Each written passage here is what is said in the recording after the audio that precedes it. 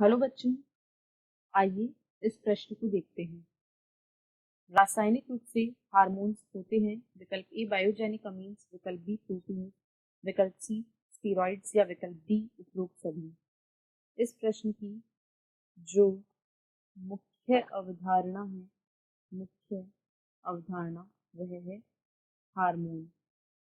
यहाँ पर हम देखेंगे कि हार्मोन्स की रासायनिक प्रकृति किस प्रकार की होती है।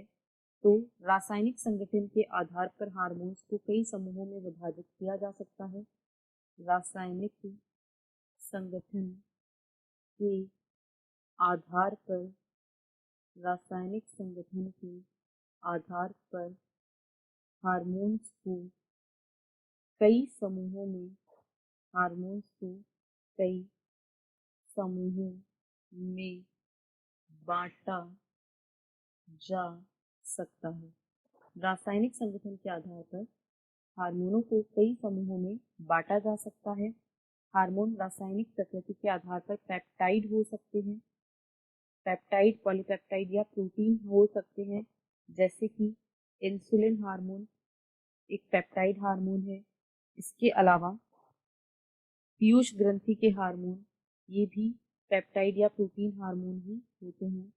पीयूष ग्रंथि के जो हार्मोन होते हैं ये भी प्रोटीन प्रकृति या पेप्टाइड प्रकृति के ही हार्मोन होते हैं। दूसरा जो प्रकार है वह है स्टीरॉइड हार्मोन।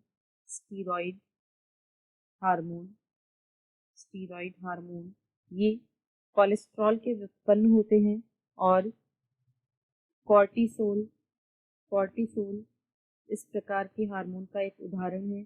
इसके अलावा एस्ट्रोजन, टेस्टोस्टेरोन ये सभी हार्मोन भी स्टीरॉइड प्रकृति के ही होते हैं। यदि बायोजेनिक अमीन की बात करें तो थायराइड जो है, थायराइड ग्रंथि का जो हार्मोन थायरोक्सिन है, बायोजेनिक अमीन, ये अमीन हार्मोन का उदाहरण है। थायरोक्सिन ये एक अमीन हार्मोन है। और यदि हम अगले हार्मोन के प्रकार की बात करें तो ये अमीनो अम्ल के व्युत्पन्न भी हो सकते हैं। अमीनो अम्ल व्युत्पन्न भी हो सकते हैं और अमीनो अम्ल व्युत्पन्न हार्मोन का उदाहरण है एपिनेफ्रीन।